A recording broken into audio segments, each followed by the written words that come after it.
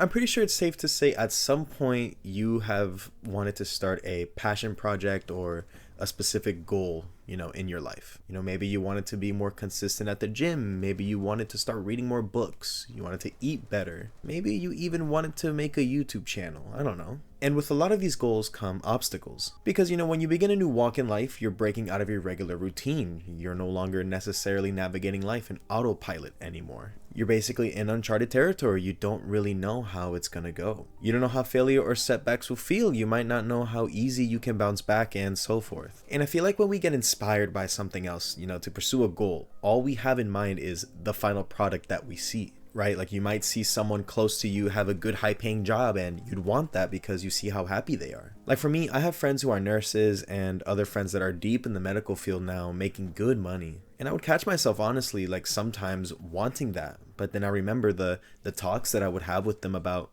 their time in med school and the sleepless nights they would have studying and the exams they would fail and have to retake and the low points. And essentially they had to go through a lot of crap to get to where they are. And I feel like we are never prepared for that, when we start pursuing something new ourselves. So we try a new hobby for our life. Like we could start going to the gym, right? The first day you go to the gym, and if you try really hard on your first day, you're going to feel super sore the next morning. There's no going around it. But the first couple weeks that you do this, all the soreness and all the hard work that you're putting in, you might lose a pound of fat, but body recomposition hasn't really kicked in yet. So you feel like you worked really hard and you're super drained, but you see no physical progress and it's demotivating. Like I get it. I've quit the gym and been back to the gym more times than I'm happy to admit, but no matter how many times I'm demotivated, I keep going. Because it's better to keep restarting over and over again than not trying at all, because at least some work is being done. Maybe not consistent work since I'm quitting, but the drive is still somewhat there,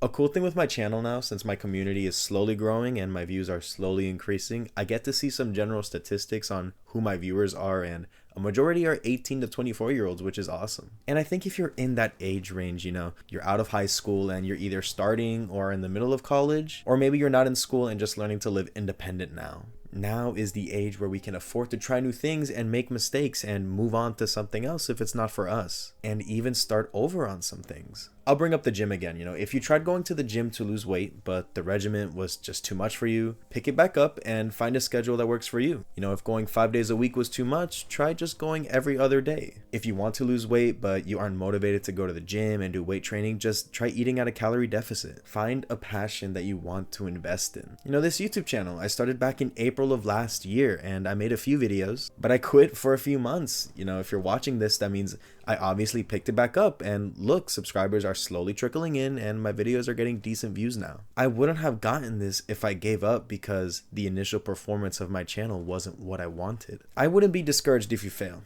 and I wouldn't be embarrassed if you want to try again. Very rarely can someone pick something up and immediately click with it and become successful with it. I know a lot of us come across people, whether that be in real life or in social media, and they seem like they have it all figured out. They crack the code and you wonder, wow, like they make it look so easy. And no, it's not. Social media is so fake. I can make a whole video on this. People only show you what they want to show you. You don't see their posts that don't do well. You don't see the attempts that they make that flop horrendously. Those gym bros that you see on Instagram, they don't wake up with the six-pack. They start off like all of us who don't go to the gym. They learn discipline and consistency, right? Like I'm sure it's much easier to give up and just eat whatever you want and not work out at the gym in comparison to starving yourself and lifting a bunch of heavy weights. But starting over and the persistence to learn from what you were lacking in is what helps you not fail again. That might be the biggest tip I have for you if you're deciding to restart something you were once invested in. Don't go back and try again if you don't understand why it didn't work out the first time. Maybe your goal wasn't fully thought out, you just weren't prepared. Maybe you didn't see how this would play out long term and you start doubting yourself if this was the right move. Whatever it may be, just acknowledge where your missteps were so you can be better equipped to restart this goal and actually be successful.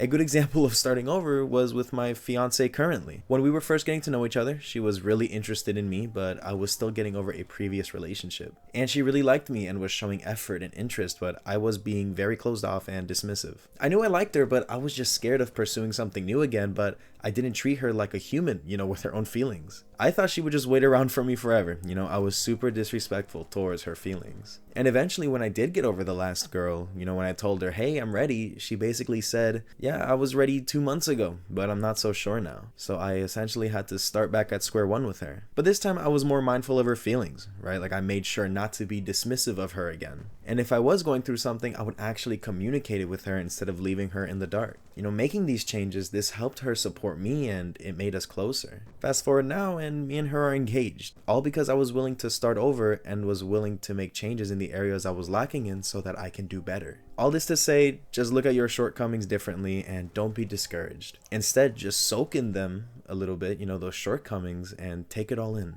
Because at the end of it, that's still a step you took in a direction you didn't know how you would end up, and you still made it somewhere. Maybe not where you wanted to end up on the first try, but it's still something new you can learn something from. And I think that's the mentality we should all have when starting over. I feel like so many of us think it's embarrassing to start over when it's really not. If it's something ambitious and something you really want to accomplish, why would you just give up if it didn't work? If that's the case, it must have not been that important to you if it were just that easy to let it go. There is nothing to be ashamed of, believe me, it happens to everyone. You are never going to meet someone who attempted something and got it right once and didn't need to make tweaks or needed to change anything, to make it successful. They all had to restart somewhere to make it work. So comparing yourself to other people's milestones and achievements is pointless. You'll get there, but you just need to be patient and just be willing to accept setbacks and be willing to start over. Because giving up or being weak-minded towards your goals is only going to screw you up. It's not going to screw anyone else but you. That's all I really wanted to say. There's nothing wrong with starting over. There's nothing embarrassing about it. There's nothing to be ashamed about. Just sort yourself out and do better the next time. Thank you so much for watching. Take care and be well.